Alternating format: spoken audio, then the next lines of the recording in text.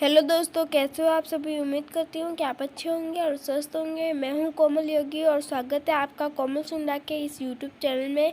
आज की इस वीडियो में हम अध्याय 8 कक्षा 3 बंदर बांट इस पाठ के प्रश्न अभ्यास करेंगे। पिछले वीडियो में हमने इस पाठ का सारांश अच्छे तरीके से समझ लिया था। तो आइए दोस्तों, हम इस पाठ के प्रश्न अभ्यास शुरू करते हैं। हमारा पहला सवाल है लड़ाई झगड़ा। दोनों बिल्लियों के बीच झगड़े की जड़ क्या थी। दोनों बिल्लियों के बीच झगड़े की जड़ थी रोटी। ठीक है, उनके झगड़े का हल कैसे निकाला गया। उस बंदर ने सारी रोटी खाकर इन दोनों के झगड़े का हल भी निकाल दिया था। ठीक है, तुम किस किस के साथ अक्सर झगड़ते हो। झगड़ते समय तुम क्या करते हो। जब तुम किसी से झगड़ते हो तो तुम्हारा फैसला कौन करवाता है। तो दोस्तों, ये 3 प्रश्न आपको अपने मन से लिखना है। आप किससे झगड़ते हो, क्या करते हो और वो उस झगड़े का हल कौन निकालता है, वो आपको अपने मन से बताना है। ठीक है, मतलब आप किससे झगड़े करते हो वो आपको बताना है कि भाई ये मेरी बहन है, इससे झगड़ा करती हूँ, या मेरी ये दोस्त है, इससे झगड़ा करती हूँ। आप क्या करते हो, जैसे कि मेरी मम्मी को बोलती हूँ, उससे डांट खिलवाती हूँ, या सर को बोलती हूँ, और फिर उनका निवारण कौन करता है, हमारे पापा मम्मी सर। तो ये इस तरीके से आपको बताना है कि आपको किस किस के साथ लड़ाई करते हो, ये सब बताना है। ठीक है, अब हम हमारे अगले प्रश्न की ओर चलते हैं। अगला प्रश्न है जूले। लेह में लोग एक दूसरे से मिलने पर एक दूसरे को जूले कहते हैं। जूले का अर्थ है, जैसे कि हम किसी को नमस्ते हाय हेलो बोलते हैं, तो इसे लेह में लोग जूले बोलते हैं। ठीक है, मिलने पर दोनों बिल्लियों ने एक दूसरे को नमस्ते कहती है। तुम इन लोगों से मिलने पर क्या कहती हो। तुम्हारी सहेली या दोस्त, इससे हम हाय हेलो इस तरीके से कहते हैं। तुम्हारे शिक्षक प्रणाम करते हैं, पैर छूते हैं या नमस्ते कहते हैं। तुम्हारी दादी या नानी प्रणाम करते हैं, पैर छूते हैं। तुम्हारे बड़े भाई या बहन, इन्हें हम good morning, good afternoon, good evening इस तरीके से कहते हैं। ठीक है, अब पता लगाओ तुम्हारे साथी कक्षा में कितने अलग अलग तरीक़ों से नमस्ते कहते हैं। तो दोस्तों, हमारी कक्षा में कोई hi hello good morning good afternoon और नमस्ते, तो इस तरीके से अलग अलग तरीके से बोलते हैं। ठीक है, अब हमारे अगले प्रश्न की ओर चलते हैं। अगला प्रश्न है, तुम्हें क्या लगता है अगर बंदर बीच में नहीं आता तो तुम्हारी राय में रोटी किस बिल्ली को मिलनी चाहिए थी। हमारे राय से तो दोनों बिल्लियों को आधी आधी रोटी मिलनी चाहिए थी। ठीक है, जिससे कि उनकी लड़ाई भी बुझ जाती और उन दोनों को रोटी मिल जाती। ठीक है, अब हम हमारे अगले प्रश्न की ओर चलते हैं। अगला प्रश्न है, बंदर ने बिल्लियों से यह सवाल क्यों पूछा होगा कि उन्होंने रोटी एक आंख से देखी थी या दोनों आँखों से, एक टांग से झपटी थी या दोनों टांगों से। दोस्तों, बंदर ने ये प्रश्न इसलिए पूछा था ताकि उन बिल्लियों को ऐसा लगे कि वो सच में उनका हल निकाल देगा, उस झगड़े का हल निकाल देगा और उनमें से किसी न किसी को ये रोटी दे देगा। लेकिन बंदर का इरादा था कि यदि मैं ऐसा सवाल पूछूंगा तो वो अपने मतलब उसे पता नहीं चलेगा कि ये बंदर ही सारी रोटी खाने वाला है, इसलिए इसने इस तरीके का प्रश्न पूछा था। ठीक है, बंदर बांट। कहानी का शीर्षक बंदर बांट क्यों रखा गया। दोस्तों, कहानी का शीर्षक बंदर बांट इसलिए रखा गया क्योंकि देखो इसमें 2 शब्द है, बंदर और बांट। बंदर का मतलब आप जानते ही हो कि बंदर एक जीव है, जानवर है।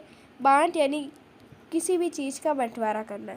तो यहाँ पर किस एक चीज़ का बंटवारा हो रहा है जो कि बंदर कर रहा है, इसलिए इस कहानी का नाम बंदर बांट हुआ कि बंदर द्वारा एक चीज़ को बांटना। ठीक है, तुम नाटक को क्या नाम देना चाहोगे। दोस्तों, हम इस नाटक का नाम रखेंगे 2 बिल्लियों की लड़ाई। ठीक है, जो शीर्षक तुमने दिया है उसे सोचने का कारण बताओ। दोस्तों, इस कहानी की शुरुआत ही उन दोनों बिल्लियों की लड़ाई पर हुई थी। यदि वो दोनों लड़ाई नहीं करती तो वो बंदर भी नहीं आता, तो इसलिए उन दोनों की लड़ाई हुई, तभी ये पूरी कहानी हुई। इसलिए हम इस कहानी का, इस नाटक का नाम रखेंगे 2 बिल्लियों की लड़ाई। आइए दोस्तों, अब हम हमारे अगले प्रश्न की ओर चलते हैं। अगला प्रश्न है माप तोल। बंदर ने रोटी बराबर बांटने के लिए तराजू का इस्तेमाल किया। तराजू का इस्तेमाल चीज़ों को तोलने के लिए करते हैं। नीचे दी गई चीज़ों में से किन को किन चीज़ों को तोलकर खरीदा जाता है। तो दोस्तों यहाँ पर हम एक एक द्वारा करेंगे कि कौन सी चीज़ों को हम बांट सकते मतलब तोलकर ला सकते हैं और कौन सी नहीं। तो पेट्रोल, इसे हम तराजू या किसी से तोलकर तो नहीं लाते ना, इसलिए हम इसे नहीं करेंगे, ठीक है। ये कोई फल है इसलिए, या शायद संतरा है, ठीक है, तो इसे हम तोलकर ला सकते हैं, संतरे को हम तोलकर ले सकते हैं, ठीक है। मिटानी मतलब रबड़ है, तो रबड़ को तोलकर नहीं लाया जाता। तरबूज, इसे तोलकर लाया जा सकता है। रुमाल, इसे भी तोलकर नहीं लाया जाता। केले को भी हम ला सकते हैं तोलकर। और ये शायद बीज है, इन्हें तोलकर नहीं लाया जाता। और ये है कोकोनट, इन्हें हम तोलकर ला सकते हैं। फूल, इन्हें हम तोलकर नहीं लाते हैं, ठीक है। अब हम हमारे अगले प्रश्न की ओर चलते हैं। तोलते वक्त एक पलड़े में तोली जाने वाली चीज़ रखी जाती है और दूसरे में तोलने के लिए बाट किस धातु या चीज़ का बना होता है? वो लोहे का बना होता है, ठीक है। अगला प्रश्न है, बाण तोली जाने वाली चीज का वजन बताता है। वजन किलोग्राम या ग्राम में बताया जाता है। पता करो बाजार में कितने किलोग्राम या ग्राम के भट्टे मिलते हैं। तो दोस्तों किलोग्राम का तो 1, आधा, 2 किला, 3 किला, 5 किला या 10 किला के मिलते हैं, ठीक है। फल वाले, सब्जी वाले या परचून की दुकान से पता कर सकते हैं। तो दोस्तों यदि आपको नहीं पता है तो आप किसी सब्जी वाले या फल वाले या फिर किसी दुकान से पता कर सकते हैं कि हमें किस तरीके के किलोग्राम, ग्राम के भट्टे मिल सकते हैं, ठीक है। अगला प्रश्न है, वाह क्या खुशबू है। बिल्लियों को रोटी की महक आ रही थी। तुम्हें किन किन चीज़ों के पकने की अच्छी महक लगती है? दोस्तों रोटी जब सिकती है तब भी अच्छी खुशबू आती है। कोई सब्जी बन रही होती है तब भी अच्छी खुशबू आती है, ठीक है। और या फिर घर में कोई केक या फिर पिज़्ज़ा, बर्गर ऐसा कुछ बना होता है तो उसकी भी बहुत अच्छी महक आती है, ठीक है। और किन किन चीज़ों की महक आती है जो खाने से जुड़ी नहीं है, जैसे साबुन की सुगंध, जूते की पॉलिश की गंध। तो दोस्तों आपको अपने मन से लिखना है, जैसे कि गंदी नालियों की बदबू। तो इस तरीके से आप अपने मन से लिख सकते हैं, ठीक है दोस्तों। हमारा अगला प्रश्न है, आगे पीछे। मुझे महक रोटी की आती। इस वाक्य को इस तरह भी लिख सकते हैं, मुझे रोटी की महक आती। तुम भी इसी तरह नीचे दिए गए वाक्यों के शब्दों को आगे पीछे करके लिखो।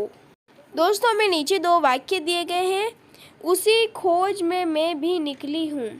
मैं भी उसी खोज में निकली हूँ, मतलब हम इस तरीके से लिख सकते हैं कि मैं भी उसी खोज में निकली हूँ, ठीक है।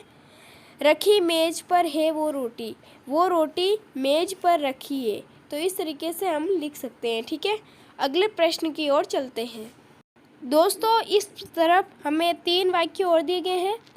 डरती थी उस तक जाने में, इसे हम लिख सकते हैं उस तक जाने में डरती थी। मैं ले जाने तुझे न दूंगी, मैं तुझे ले जाने नहीं दूंगी या न दूंगी, ठीक है।